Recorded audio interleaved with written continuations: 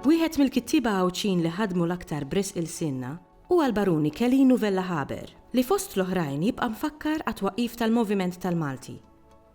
It-tim tal-sinna ltaqa' mal-kittieb Paul P. Borch li rriċerka u kiteb il-biografija ta' Vellaħaber.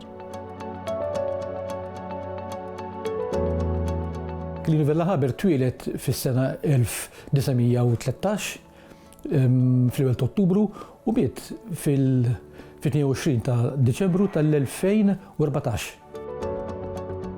Ħalla kodba kien jikteb ħafna ktejjeb għas-sajjieda, l-briewa u s-sajjieda. Leġendi ta' Għawdi speċjalment marbutin l-aktar mal-qala man-nadur. U kiteb ukoll aktar tard f'ħajtu, kiteb ukoll kien jeditja il-gazzetta il-folju tad-Dipartiment tal-Agrikoltura, l-agrikoltura, il-briewa, il-bidwi, s-sajjied u l-kumplament. Però kiteb ħafna poeżiji wkoll, kiteb ħafna poeżiji li mhum xandrin l-emmulaw, kiteb fil-gazzetti, kien kittib prolifiku fil-gazzetti biex dejjem jikteb biex jgħin lil-batut, biex jgħin lil-dak li mhux kapaċi jikteb dak iż-żmien. Allura kien dejjem jinqalgħu jidħol biex kemm jista' jkun jgħin il-ħadd ieħor. Il-Moviment tal-Malti beda l-ewwel nett bis-saħħa ta' Brother Emery, kien tas-soċjetà tal-Frers, soċjetà de la Salle, u kiteb u qal dan qal jeħtieġ li jkun hawn moviment favur lil-sin Malti. U bagħad aktar tard kien hemm anke membri tal-Akkademija tal-Malti fosthom George Pisani u Giuseppe Bonnici u Giuseppe u Anton Buttigieg, illi dawn għamlu laqam u ħeġġu biex tqum ix-xirka tal-sin Malti, favur lil-sin Malti. Kelinu Vellaħaber ħada fuq mbagħad u beda l-moviment tal-Malti. Il-Moviment tal-Malti kien bħala għanewlini kellu l-ħsieb Malta. Kelinu kellu assolutament kien dejjem irid jara kif jagħmel biex kull Malti itellu l fuq. Vellaħaber kien il-bniedem li beda ħoloq radiodram bil-Malti.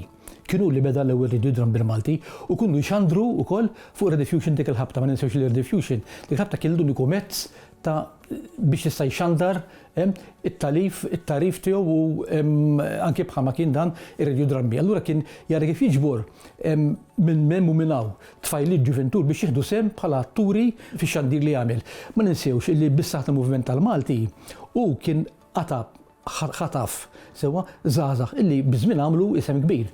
Fosthom pereżempju Charles Kemmler, il-kompożitur, Francis Ebeyer, Charles Arrigo stess, Guido De Marco u ħafna oħrajn, Richard Matrenza u ħafna oħrajn illi ma' snin kienu imdaħlin fix-xandir u fil-ħajja pubblika. ħafna announcers, Mahoney, Joseph Mahoney, Lina Brogdorf, dawk kienu kollha bdew, Lawrence Mizzi, kienu kollha marbutin max-xandir, Ċasabella Mizzi wkoll li kienu kollha marbutin max-xandir direttament. U kun bdejhom hu anki li tieħu sehem mara fl-emanċipazzjoni tal-mara bis-saħħa tal-Moviment tal-Malti derlu Kelinu li kellhom ikunu wkoll in-nisa jieħdu sehem anke fl-isports. Għaliex le, illum il-ġurnata naraw ħaġa mill-iktar faċli. Però fi żmienu sab gwerra sħiħa mingħand l-awtoritajiet tal-Knisja, Monsinjur Artisof Gonzi, li ma rridux assolutament illi jħalli l-tfajliet jipparteċipaw fit-tlielaq pereżempju. Imma hu kien Kelinu Vellaħaber kien il-bniedem illi webbes rasu għal hekk jeħtieġ li jsir. Illum il-ġurnata qasbis naħsbuha illi ma nħallux it-tfajliet jipparteċipaw fl-isports. Wara mewtu Ajla sibni l-niċċa proprja tiegħu, jiena insistejt kemm fl-aħħar. Dal-volum li ktib tal-ħajja tiegħu kont xortija tajba li sirt nafu, bil-qrib allura tkellimt ħafna dwaru, imma ma naħsibx li għadna bħala soċjetà li mill-ġurnata sibna l-mod kif nistgħu narfu il-kapaċità tal-bniedem, il-viżjoni kbira li kellu illi jara il-ġid li jeħtieġ jkollha Malta bis-saħħa tat-tfal, irawwem iż-żgħar sewwa biex iddaħħlilhom f'moħħhom, ma rridx nuża l-kelma brainwashing, però jeħtieġ li t-tfal jitalmu minn xkuniithom. Eħtieġa li huma jafu li huma marbutin ma' tal-pajjiż li sejjaħ Malta. L-identità għalih kienet xi ħaġa importantissima, mhux il-sin biss, mhux il-lingwa biss, il-Malti biss, u kien jgħallem il-Malti wkoll, però kien jgħallem kull qasam, jipprova jsib f'kull qasam fejn jista' jolli l-ġieħ ta' Malta f'kull possibilità li kellu.